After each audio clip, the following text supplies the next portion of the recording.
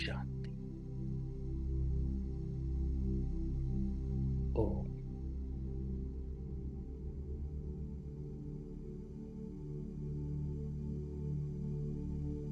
ओम शांति।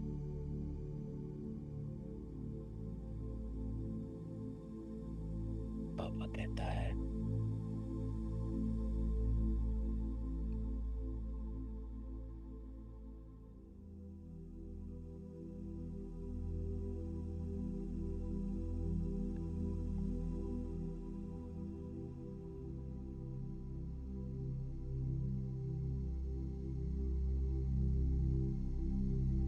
एक स्थायी याद में बैठे हो।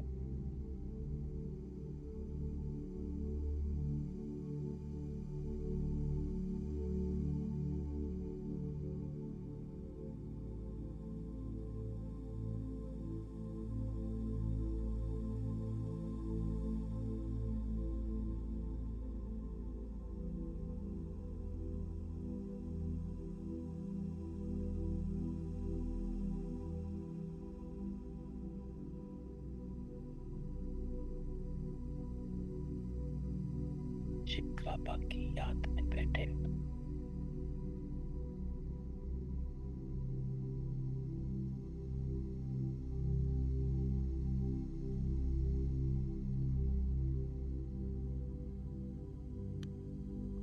आज बाबा ने कहा है,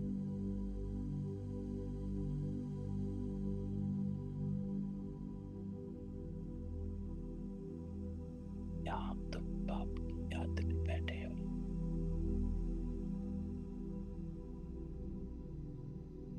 जानते हो, अभी आप ईश्वर की गोद में हैं।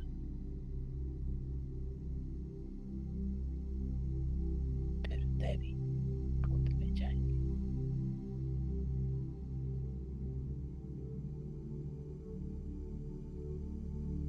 बाबा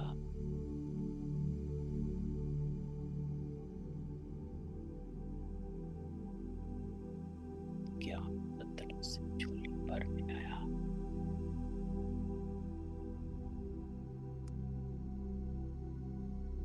तो बाबा से ही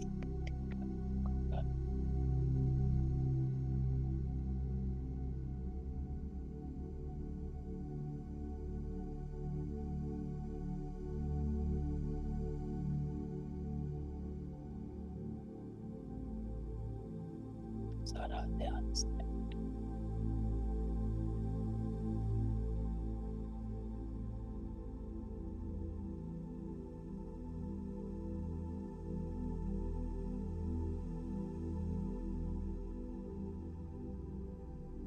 शिव बाबा से दिखाई लगा।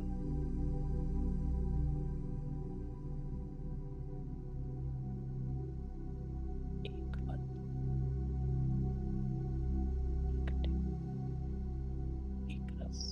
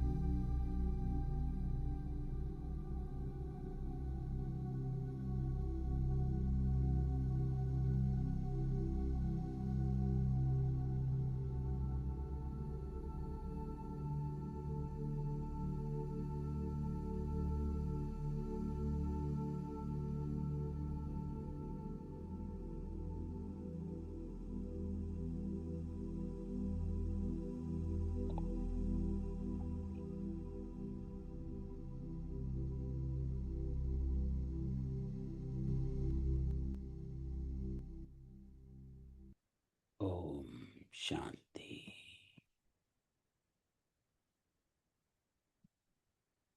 तो आज बाबा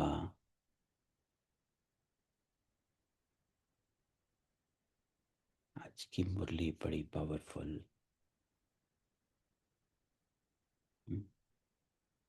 बुद्धि में स्थायी एक बाप की याद रहे तो भी अहो सौभाग्य है। बाबा कहता, सबको अनम्यूट करते हैं। तो आज की मुरली, बाबा मिलन की मुरली पे आएंगे, लेकिन आज की मुरली बाबा हमको चेकिंग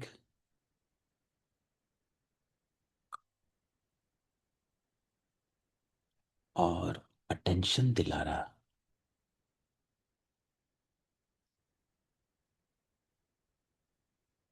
कि सबकी याद जहां तुम बैठे हो वहां तुम हो कि तुम कहीं और हो।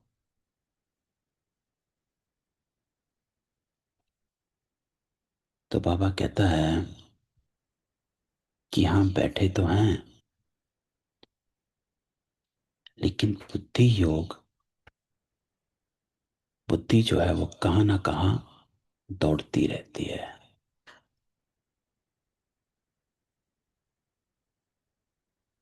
यहां दौड़ी, बाबा कहते मित्र संबंधी आदि याद आएंगे। स्थाई याद में कोई बिरला रहता।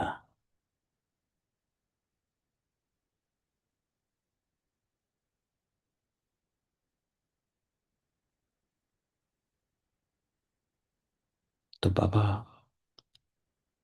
हमको कहता है कि जो अच्छे बच्चे हैं वो समझेंगे कि अभी तो बाप से सुनना है,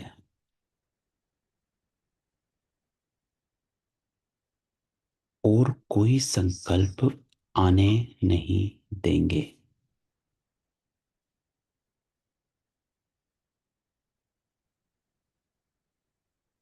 तो इस लाइन में बाबा हमको कहता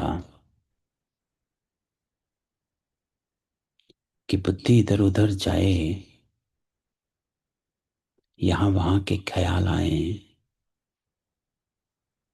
लेकिन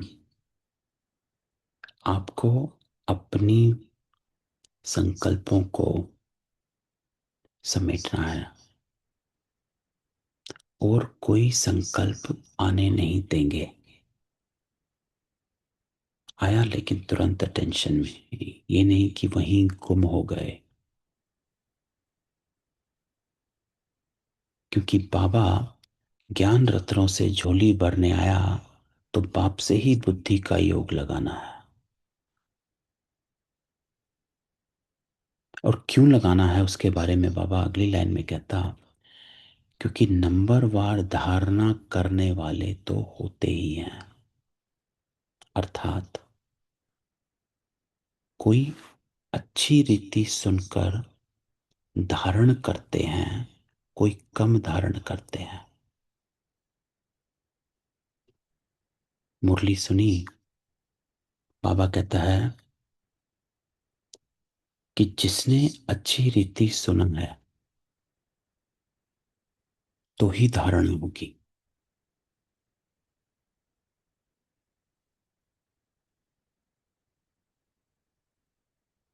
बुद्धि योग और तरफ दौड़ता रहेगा तो धारणा नहीं होगी। कि बैठे हैं सुन रहे हैं, लेकिन ख्याल बाहर के चल रहे हैं, घर के, मित्रों के, संबंधियों के, बच्चों के, ऑफिस के,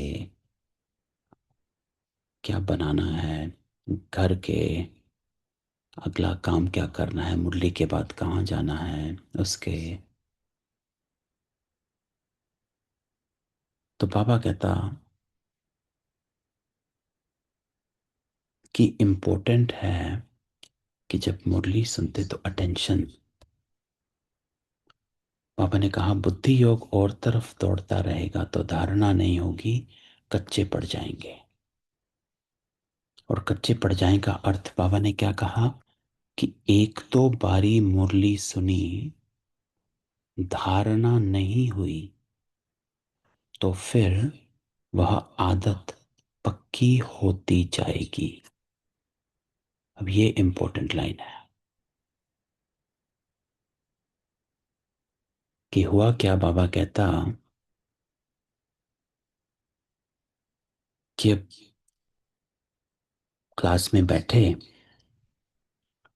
और बुद्धि यहाँ वहाँ दौड़ रही है, मुरली भी चल रही है, आपके संकल्प भी इधर उधर के चल रहे, मुरली सुन ली, है ना, वो मिक्स होकर। तो क्योंकि हमने मुरली जब सुनी तो मिक्स हुआ, तो धारणा नहीं हुई। हाँ, बाबा ने बोला ठीक है।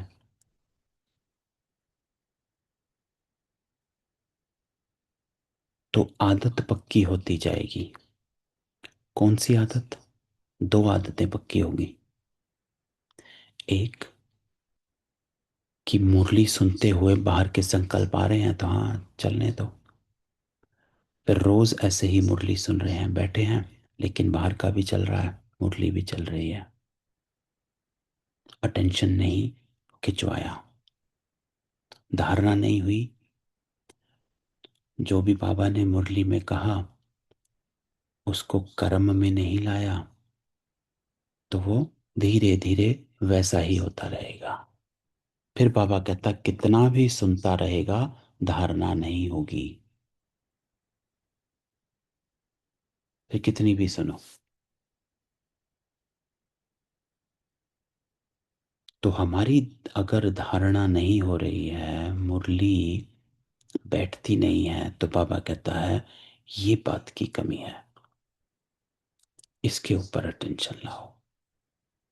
कि जब आप मुरली पढ़ते हो, सुनते हो, लिखते हो, और हमने कई बार मुरली की क्लास भी करी है, तो लिखना भी जरूरी है। एक बार पढ़ी तो लिखो अपने शब्दों में कि बाबा मुझे क्या कहता है। क्योंकि धारणा पक्की होती है, अटेंशन है। नहीं तो बाबा कहता आदत पक्की होती जाती है कि हाँ, रूटीन की तरह मुरली सुन रहे हैं, जैसे भक्ति में चलता है ना, बस आरती करी, रूटीन की तरह आरतियां चल रही हैं, है ना, पाठ पढ़ रहे हैं, लेकिन बैठ नहीं रहा क्योंकि बुद्धि में कुछ और ही घूम रहा है, अटेंशन नहीं है। तो वैसे ही करने की आदत पड़ जाएगी, वैसे ही आ रहे हैं कर रहे हैं, जैसे पंडित हैं, वो आते हैं, वो अपना काम करते रहते हैं, चले जाते हैं, आके अपना काम किया चले गए, वो आदत पड़ गई, नॉर्मल हो गया। तो आज हमको बाबा ने कहा कि मुरली सुननी कैसे है, और जैसे मुरली सुनोगे वैसी ही धारणा होगी, है ना। तो आज की मुरली में कई बार बाबा ने इसको कहा है। और एक बात और बाबा ने कही है कि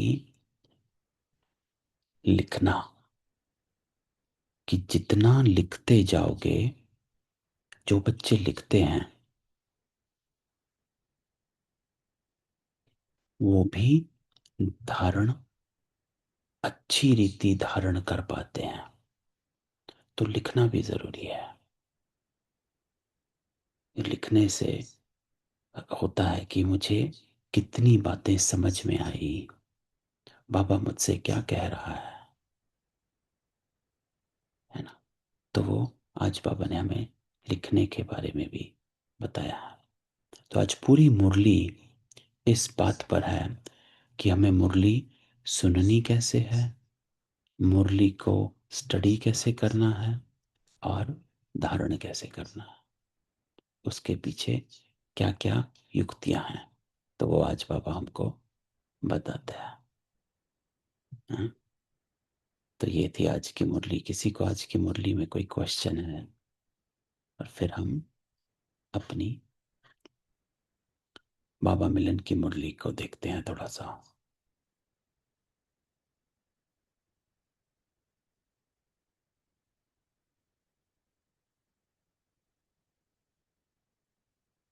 नहीं है? ठीक है, तो हम बाबा मिलन की मुरली करते हैं। तो बाबा मिलन की मुरली, जिसमें बाबा हमको हाईएस्ट, होलीएस्ट और रिचेस्ट बनाता है। हम्म, परमात्मा, परमात्मा प्राप्तियों से संपन्न आत्मा की निशानी।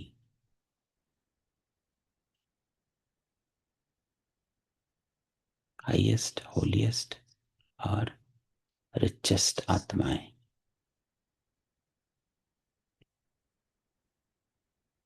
तो ये मुरली बाबा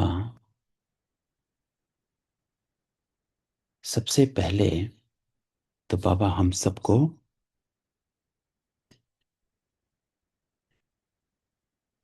एलिवेट करता है।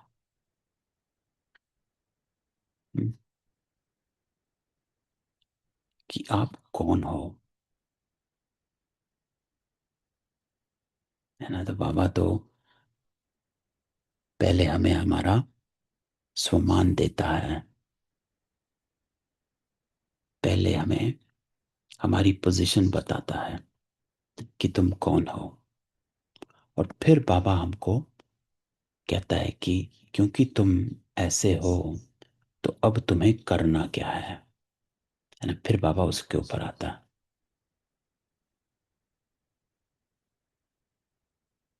तो बाबा हमको, ये मुरलियां तीन पार्ट में बाबा ने मुरली पढ़ी है। एक है, सबसे पहले बाबा हमको हमारा स्वमान देता है।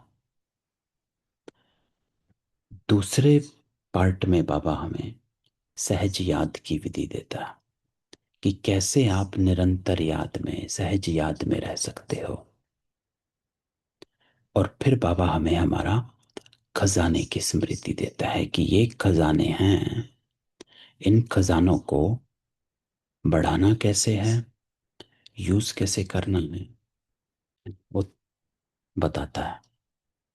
तो बाबा ने इस मुरली में हमें ये तीन बातें बताई। तो सबसे पहले जो बाबा बताता है कि आप होलीएस्ट, हाईएस्ट और रिचेस्ट हो,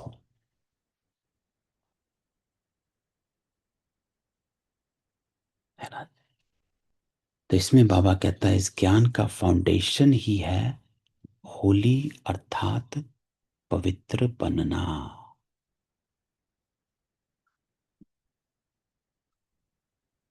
जो हम सबको पता है, पवित्र बनना ये फाउंडेशन है। लेकिन बाबा कहता सिर्फ होली नहीं हो, ज्ञान का फाउंडेशन होली, लेकिन होलीएस्ट हो। तो होलीएस्ट अलग है, होली अलग है ना। इस बात में बाबा ने हमें बताया कि there is degrees of purity.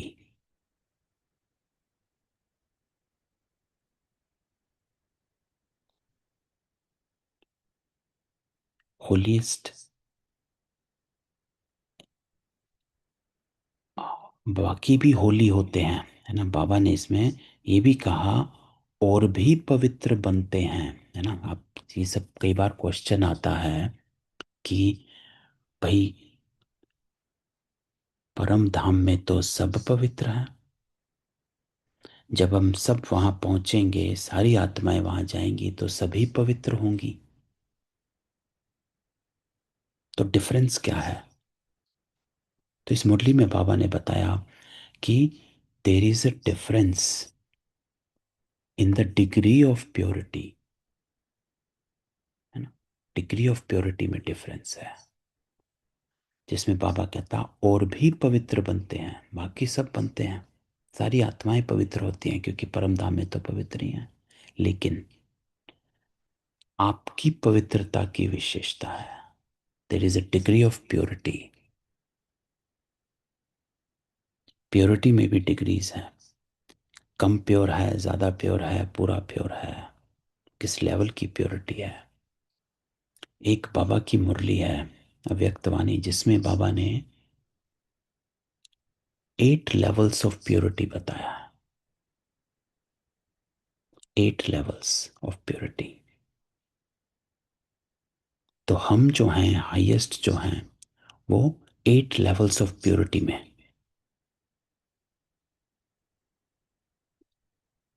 क्योंकि पवित्रता बाबा हमको,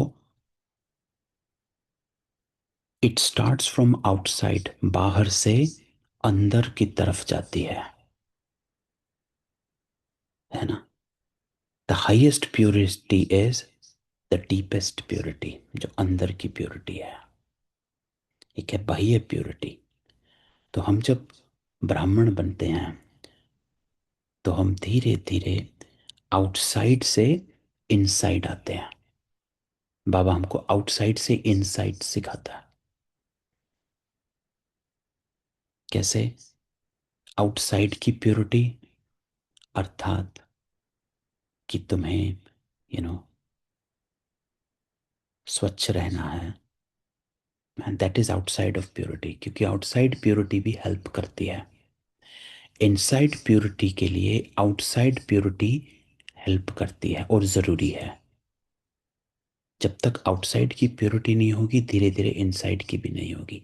आउटसाइड की करने लगोगे, इनसाइड की होने लग जाएगी। तो सबसे पहले हमें बाबा, तो बाबा ने डिग्रीज ऑफ प्योरिटी बताया कि ये 7 लेवल हैं। तो आउटसाइड की प्योरिटी अर्थात स्वच्छता, शरीर की स्वच्छता, नहाना है ना, इस तरह से साफ कपड़े पहनने हैं। ये आउटसाइड की प्योरिटी है कि हमें नहाना है, we have to take bath, है ना। There are certain situations where we have to take bath. हम बाथरूम जाते हैं, टेक बाथ, आउटसाइड की प्योरिटी, है ना। तो ये स्वच्छता, ये एक लेवल होता है, हम्म, जिसको आम ऋषि मुनि साधु पंडित इस चीज पर ध्यान रखते हैं कि वो नहाएं, आउटसाइड की प्योरिटी रखें। दूसरी प्योरिटी होती है what you take inside, level 2। खा क्या रहे हो, है ना। इसमें बाबा हमको क्या कहता है? सात्विकता, सात्विक भोजन खाओ। ये है सेकंड, क्योंकि अब हम आउटसाइड इन हो जाएंगे। क्या खाना है? सात्विक खाना है, दैट, क्योंकि ऐसे ही प्योरिटी आती है ना। तो हम उस पर ध्यान देते हैं, हमें क्या खाना है। अगर खाना ठीक नहीं होगा तो इनसाइड की प्योरिटी नहीं हो पाएगी, पूरी नहीं हो पाएगी। तो इसलिए बाबा कहता है खाने पर अटेंशन, क्या खाते हो, क्या पीते हो, अर्थात इस शरीर के अंदर क्या लेते हो, क्या डालते हो,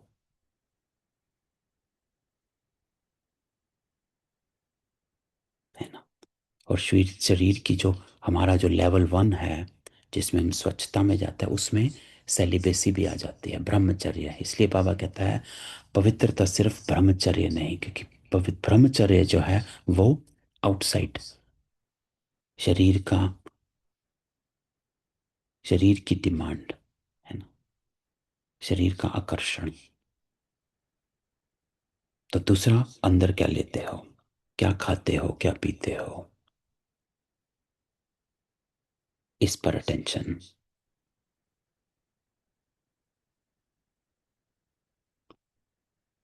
है ना।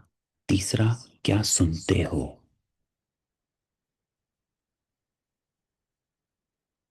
है ना। ये हमारी पांच इंद्रियां जो हैं, वो हमें, जो बाबा कई बार कहता है, वो डोर्स हैं, doors to the outside world, या विंडोज कह दो, बाहर संसार के लिए। हमारी आंखें, हमारा कान।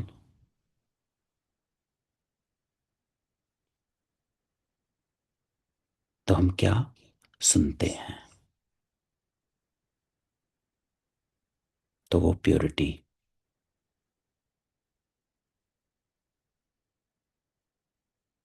है ना। और फिर बाबा कहता है, पवित्रता सिर्फ ब्रह्मचर्य नहीं, फिर मन की पवित्रता, क्या सोचते हो। ये डिग्रीज ऑफ प्योरिटी हैं, इसीलिए हाईएस्ट होलीएस्ट जो बनते हैं, वो इन सभी बातों में नंबर वन हो जाता है।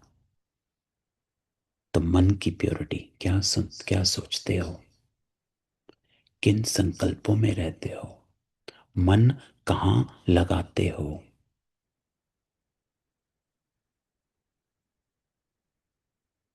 फिर वाणी की प्योरिटी, क्या बोलते हो, शुद्ध बोलते हो, शुभ बोलते हो। वाणी की प्योरिटी, हमारी भाषा कितनी प्योर है, या अभी भी साधारण शब्द या गलत शब्द यूज करते हो। तो वाणी की प्योरिटी, अटेंशन।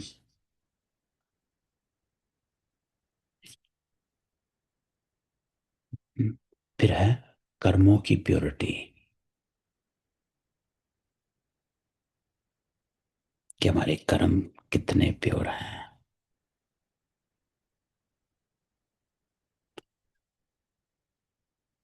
और फिर बाबा कहता, संबंध संपर्क में पवित्रता, रिलेशनशिप्स,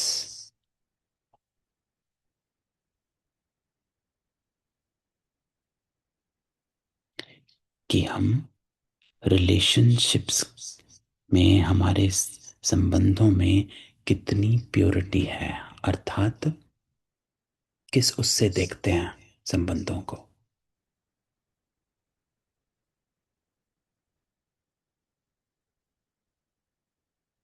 फिर बाबा कहता है वृत्ति, वृत्ति की प्योरिटी, इंटेंशंस,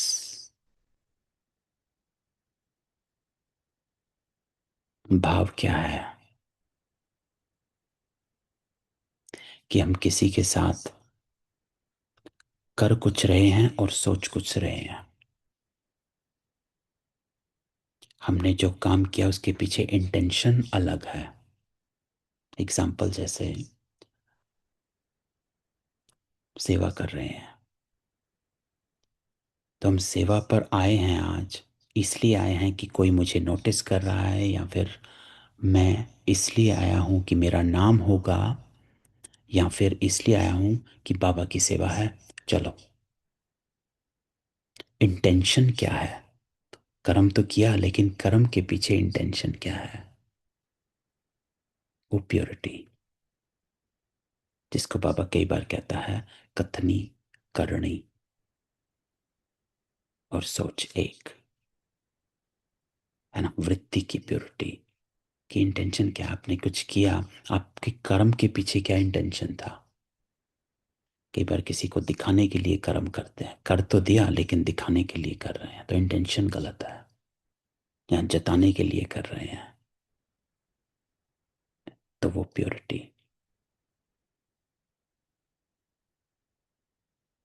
फिर बाबा कहता है, ये तो वृत्ति हुई, दृष्टि,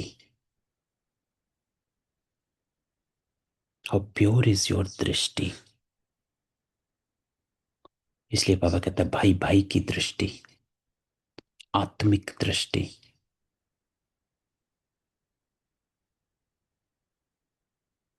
है ना। इसलिए बाबा के साथ जो ब्रह्म कुमारीज हैं हमारे इसमें दृष्टि का बड़ा महत्व बताते हैं, है ना। कि हाँ, सीनियर हैं, दृष्टि लो, बाबा से दृष्टि लो, इनसे दृष्टि लो। क्यों? क्योंकि दृष्टि की प्योरिटी इन सब लेवल से पार हो चुकी है अब। सो दैट इज दृष्टि की purity, you get the pure vibrations.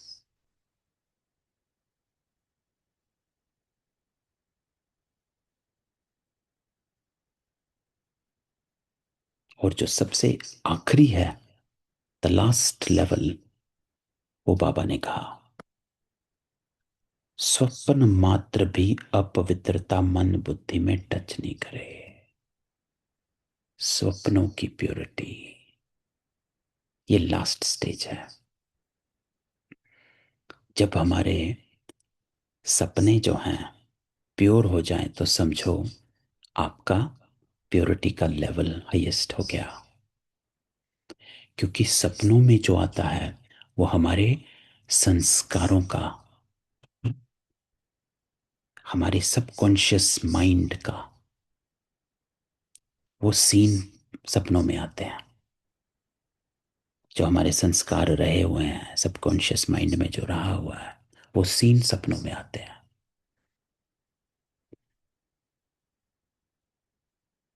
तो दैट लेवल ऑफ प्योरिटी, बाबा कहता, पवित्र तो और भी बनते हैं, लेकिन आपकी पवित्रता की विशेषता विशेषता स्वप्न मात्र भी अपवित्रता मन बुद्धि में टच नहीं करे। तो वहां तक पहुंचना है ना। तो बाबा हमको शुरू में होलीएस्ट, तो देखो ये होलीएस्ट है हमारा, द डिग्रीज ऑफ प्योरिटी, जिसको बाबा फिर हमको बताता है कि क्योंकि आप होलीएस्ट बनते हो तो आप परम धाम में भी हो, आप आदिकाल में भी हो, आप मध्य में भी हो, आपको पूजा जाता है। आप देखें, द्वापर से कलयुग तक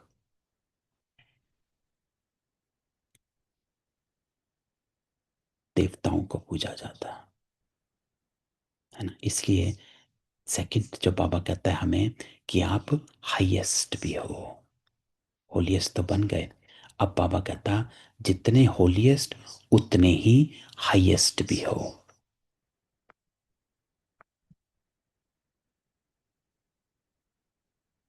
क्योंकि होलीएस्ट हो इसलिए हाईएस्ट हो सबसे पहले।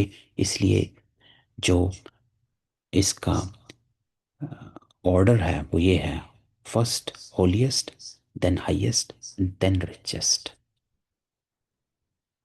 तो फिर आप आई सेकंड में हाईएस्ट बाबा कहता, सबसे ऊंचते ऊंच ब्राह्मण आत्माएं और ऊंचते ऊंच बाप के बने।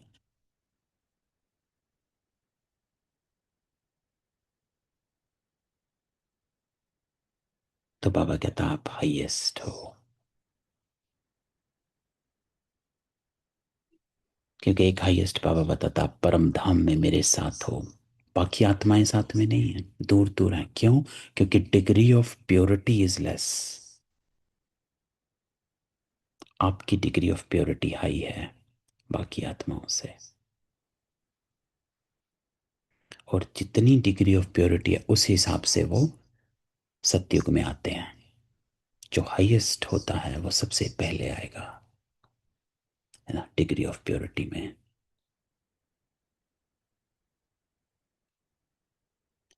ना, परम धाम में हाईएस्ट और मध्य में भी पूज्य आत्मा है। तो देखो कि द्वापर से कलयुग तक आधा कल्प आप स्वर्ग में रहे, और बाकी आधा कल्प द्वापर से कलयुग तक आपकी पूजा होती है, हाईएस्ट हो। जिसमें कई बार बाबा मुरलियों में कहता है राजा भी आपको पूछता है ना। अभी भी आप देखें, चाहे कितना भी बड़े से बड़ा व्यक्ति हो, प्रधानमंत्री हो, प्रेसिडेंट हो, या फिर बड़े से बड़ा इंडस्ट्रियलिस्ट हो, राजाएं हो, लेकिन वो आपके आगे माथा टेकता ही है। तो even though they are highest in the लौकिक world, but you are still highest in the spiritual world. तो वो सब आपके पास आता है ना। और फिर बाबा कहता रिचेस्ट, रिचेस्ट इन कल्पा हो।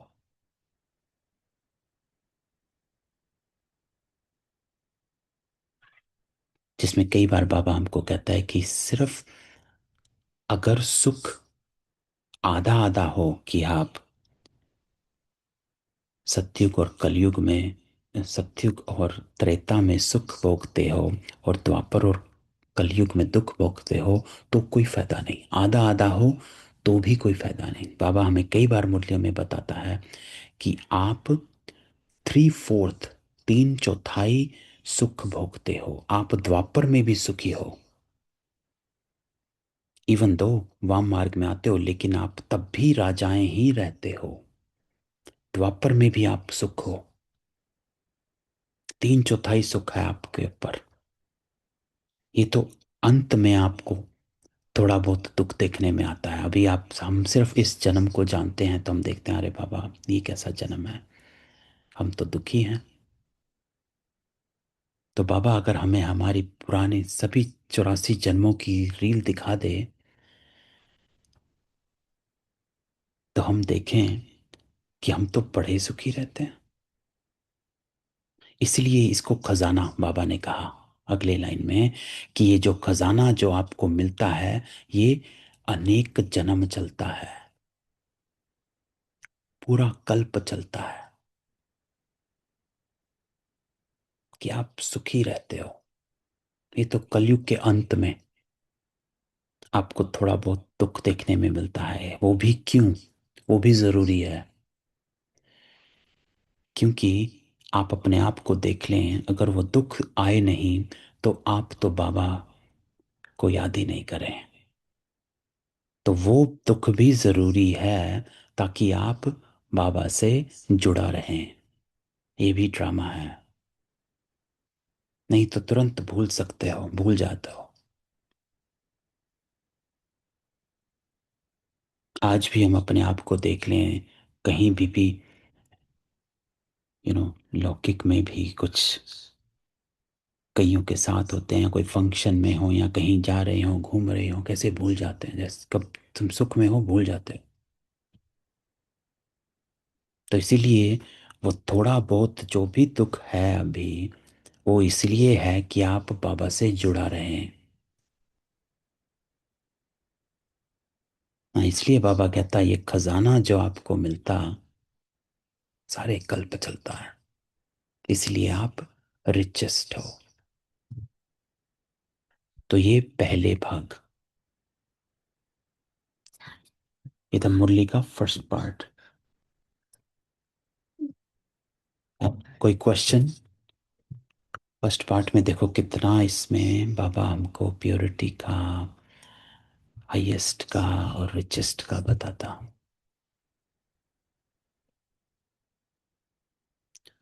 तो ये बाबा का पहला था, जिसमें बाबा हमें एलिवेट करता है, ऊंचा उठाता है, सम्मान देता है और कहता है कि देखो आप कौन हो, रिमेंबर योर सेल्फ। और अब बाबा योग पे आता है। तो सेकंड पार्ट ऑफ द मुरली जो बाबा का है वो है याद की।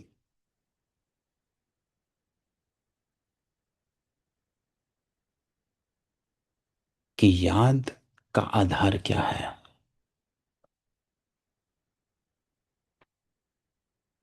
सबसे ज्यादा बाबा कहता है याद का आधार होता है संबंध और दूसरा प्राप्ति। संबंध और प्राप्ति।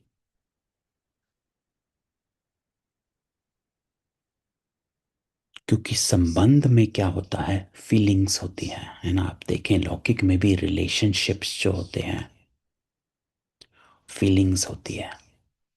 आपका अपने माँ बाप के साथ रिलेशनशिप है, भाई बहनों के साथ रिलेशनशिप है, पति के साथ, पत्नी के साथ, बच्चों के साथ रिलेशनशिप है। Every relationship has its own feelings,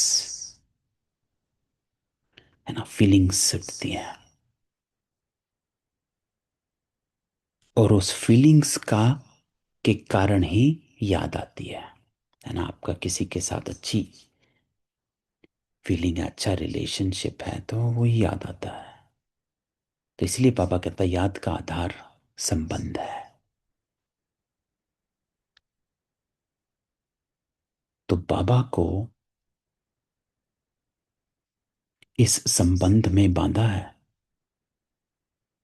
क्योंकि बाबा कहता जितना प्यारा संबंध होता उतनी याद स्वतः आती, क्योंकि फीलिंग्स होती है ना, क्योंकि संबंध में स्नेह होता है, प्यार होता है ना, फीलिंग्स। और जहाँ स्नेह, तो स्नेही को याद करना मुश्किल नहीं होता। तो बाबा इसमें हमको कहता है कि आपने मेरे साथ पिता का संबंध किस लेवल का बनाया है।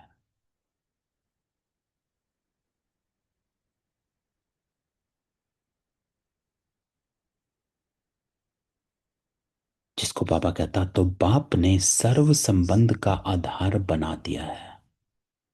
तो बाबा तो कहता मैं तो तुम्हारा, कितने संबंध है बाबा के साथ, है ना, वी हैव।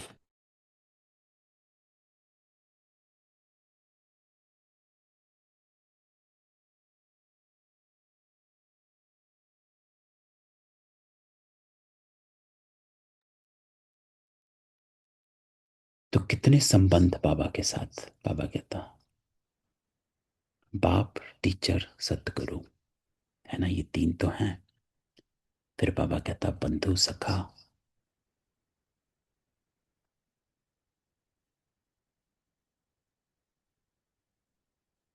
मात पिता। तो बाबा को आपने अपना कितना बनाया है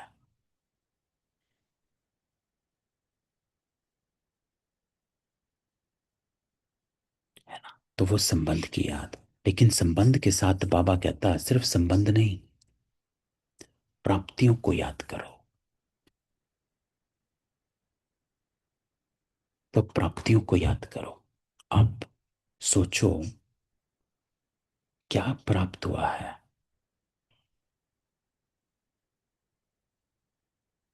आपको कभी बैठो अकेले में और लिस्ट लिखाओ कि आपको क्या प्राप्त हुआ बाबा से, हुआ है प्राप्त कि नहीं हुआ है ना। बाबा तो दे रहा है, लेकिन मैंने क्या प्राप्त किया है बाबा से। ज्ञान से पहले और ज्ञान के बाद का अपना कंट्रास्ट करो। जैसे बाबा ज्ञान भक्ति का कंट्रास्ट करता है, सत्य कलयुग का कंट्रास्ट करता है, भक्तों का और ज्ञानियों का कंट्रास्ट करता है ना। बाबा तो रोज साकार मुरलियों में कंट्रास्ट करता है। तो आप अपना ज्ञान से पहले का और बाद का कंट्रास्ट करके लिखो, देखो क्या क्या हुआ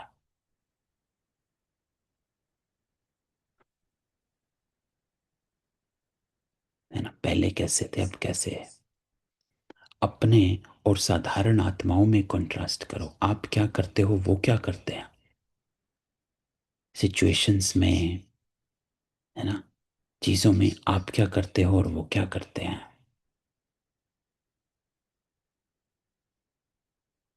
तो सर्व प्राप्तियां, वो प्राप्तियों को याद करो कि बाबा हमें क्या देता है। सर्व प्राप्तियों के दाता ने सर्व प्राप्तियां करा दी।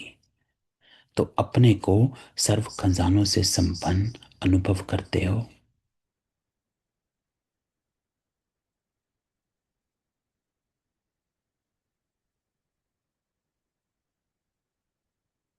है ना। तो बाबा कहता याद का आधार संबंध और प्राप्ति है। जब आप बाबा को याद करते हो तो ये दो चीजें सामने लाओ।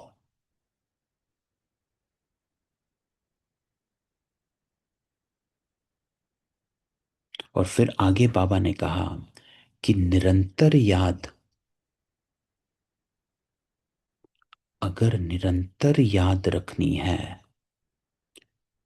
तो उसके लिए बाबा कहता, मैं और मेरा, इसको चेक और चेंज करो।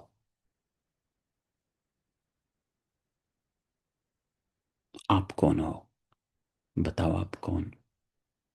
अगर हम पूछें आप कौन हो, सब पूर्णिमा बहन हम आपसे पूछें आप कौन हो, तो आप क्या कहते हैं?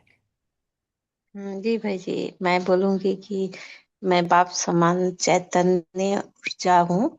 चैतन्य मतलब बाप, बाबा का जो अ, अ, अ, महिमा है, तो उसी महिमा से मैं खुद को बोलूंगी कि हाँ चैतन्य। और जो भी है बाबा का कि मतलब वो सत्य चित्त आनंद स्वरूप है। तो हाँ मैं भी सत्य चित्त आनंद स्वरूप हूँ। हाँ, मतलब सही। तो ऐसे। गीता, गीता बहन आप बताओ आप कौन हो? आप कौन? हाँ, मैं बोलूंगी कि बाप दादा समान, ब्रह्मा बाप समान बनने की कोशिश करूंगी मैं। और बाबा है, शिव बाबा तो ऐसे हैं मास्टर, मास्टर सर्वशक्तिमान है, स्वर शक्तिमान है। मास्टर सर्वशक्तिमान का वरदान दिए हम लोग को। हम्म। तो मैं ब्रह्मा बाप समान बनने का कोशिश करूंगी। ओके, चलो। सुशील्पा बहन आप कौन हो? सतयुगी श्रेष्ठ आत्मा। हम्म। और वो जो हाँ पुरुषार्थ करके हम बन रहे हैं। हाँ। रीता बहन आप कौन? तो देखो। ओम शांति भाई ओम जी। शांति। मैं भी बाप समान ही अपने को समझती हूँ, वही हाँ हमारा पुरुषार्थ है, लक्ष्य है। हाँ, तो देखो, जब हम अपने आप को सम्मान देते हैं, अभी देखो मैं बाप समान आत्मा हूँ, मैं सतयुगी आत्मा हूँ। बाबा इस मुरली में हमें यही कहता है कि जब आप अपने आप को याद करते हो, है ना, तो वो लाइन लेकर आते हैं। बाबा कहता कि जब आप अपने आप को याद करते हो तो सिर्फ ये मत कहो कि मैं आत्मा हूं, है ना। ये बाबा ने इस उसमें कहा, बाबा कहता तो जब मैं शब्द बोलते हो तो बाप ने परिचय दे दिया कि मैं आत्मा हूं।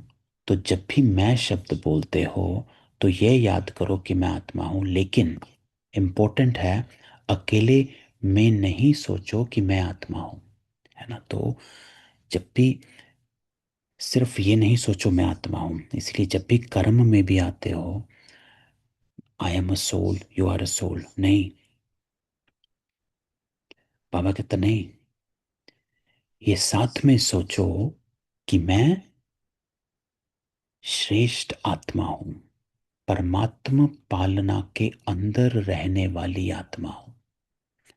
तो अपने को श्रेष्ठ स्वमान में रखो कि मैं श्रेष्ठ आत्मा हूं, मैं सत्यु की आत्मा हूं, मैं बाप समान आत्मा हूं, मैं ब्रह्मा बाबा शिव बाबा जैसी आत्मा हूं। सो आई एम दैट सोल, क्योंकि ये भी योग का आधार है ना। तो बाबा ने कहा निरंतर याद के लिए एक विधि बनाओ।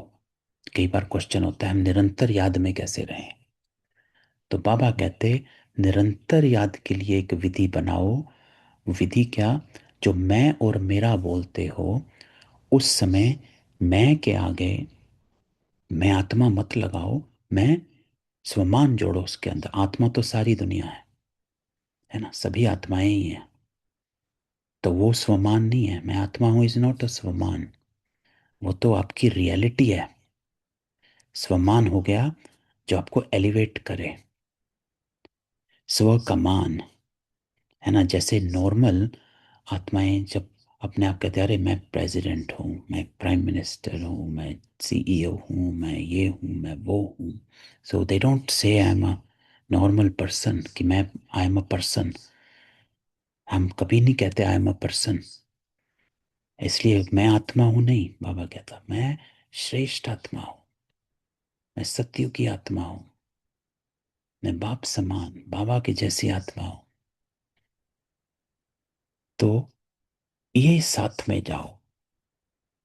तो बाबा ने कहा मैं श्रेष्ठ आत्मा हूं, परमात्मा पालना के अंदर रहने वाली। तो जैसे ही आप इस स्वमान को इमर्ज रखोगे सारा दिन अपने साथ, तो देखो कैसे आपकी कॉन्शियसनेस हाई हो जाती है। और दूसरा, याद जो है, योग बाबा के साथ लग गया। योग क्या होता है? योग होता है कि कनेक्शन जुड़ा हुआ है।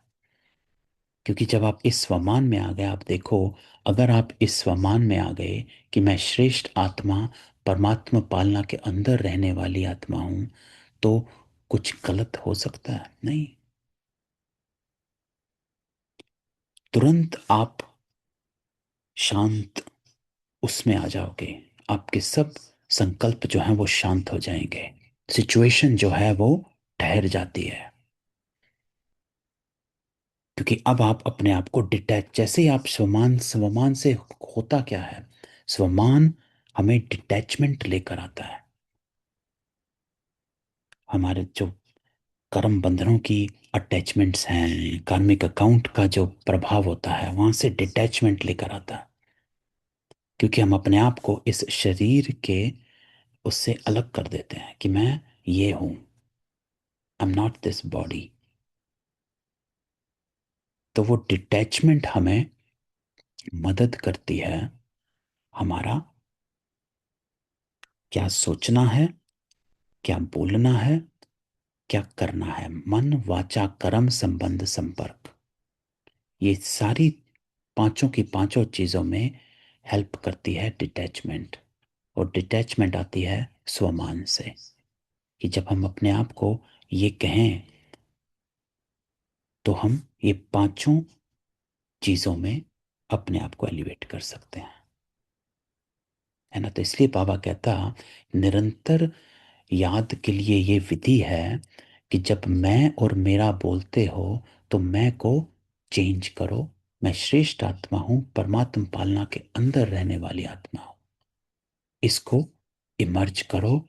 और जब मेरा बोलते हो, तो मेरा बाबा अर्थात परमात्मा, उस समय एडिशन करो, मैं आत्मा और मेरा बाबा।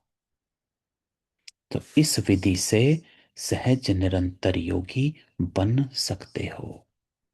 मेरा बाबा अर्थात ये नहीं, हम मेरा बाबा अर्थात आपको, आपने अधिकार से बाबा को अपने साथ जोड़ा है, टू हेल्प यू विद। जो बाबा ने इसी संडे की मुरली में क्या कहा था, चेक करते हो, चेक के साथ चेंज करो। लेकिन चेंज, बाबा कहता अकेला मत चेंज करो, मुझसे शक्ति लेकर चेंज करो, है ना, संडे की मुरली में था। तो जब मेरा बोलते हो, मेरा से वो शक्ति लो कि मेरा Baba, Baba is going to help me. क्योंकि बाबा को कंपेनियन बनाना है ना। तो कंपेनियन भी जब हम बाबा को बनाते हैं, there is two levels of companionship. एक जिसमें हम बाबा के कंपेनियन हैं, बाबा हमको अपना कंपेनियन बनाता है। और दूसरा जिसमें हम बाबा को अपना कंपेनियन बनाते हैं।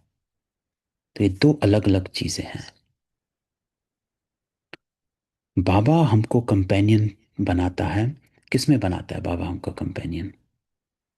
बाबा कहता तुम मेरे साथी हो। किसमें? विश्व परिवर्तन में। उसमें बाबा ने हमको बनाया। जो बाबा हमको कहता है भाई सेवा करो, जाके मेरा ज्ञान दो। तो इसमें बाबा हक से हमको कहता है, रोज मुरली में कहता है ना, और रोज मुरली में हमें रिमाइंड कराता है ना, कराता है ना।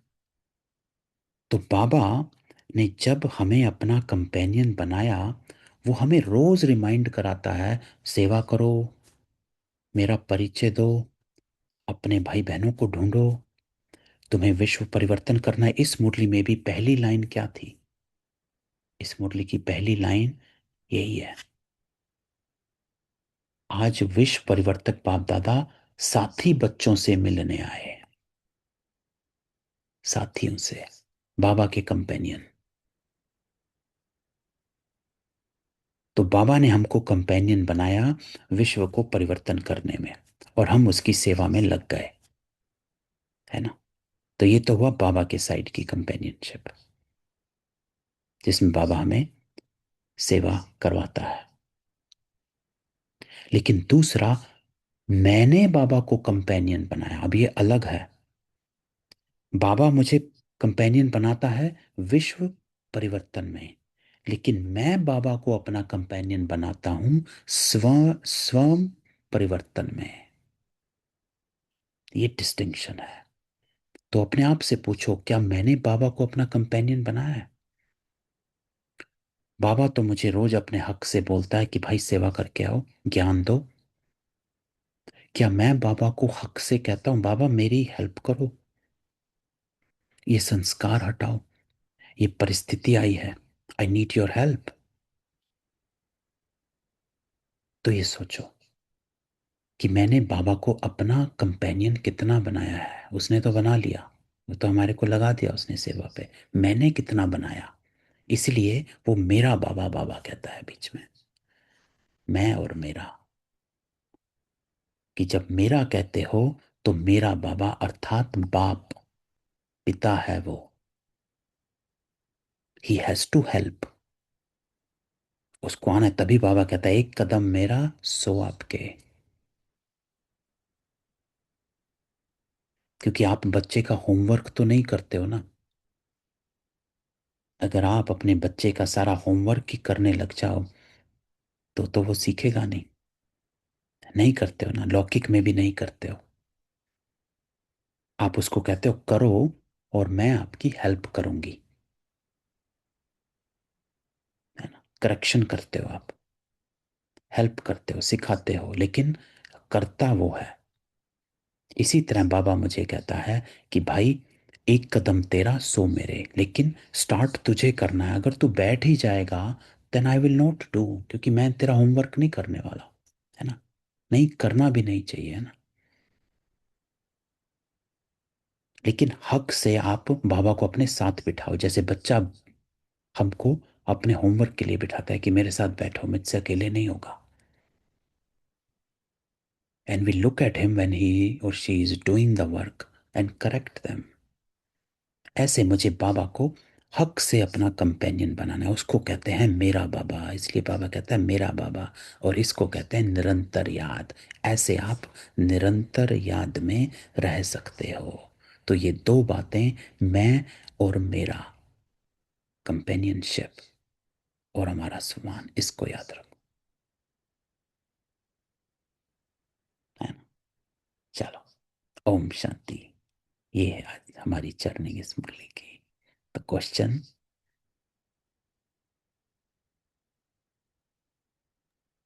हेलो भाई जी। हाँ जी।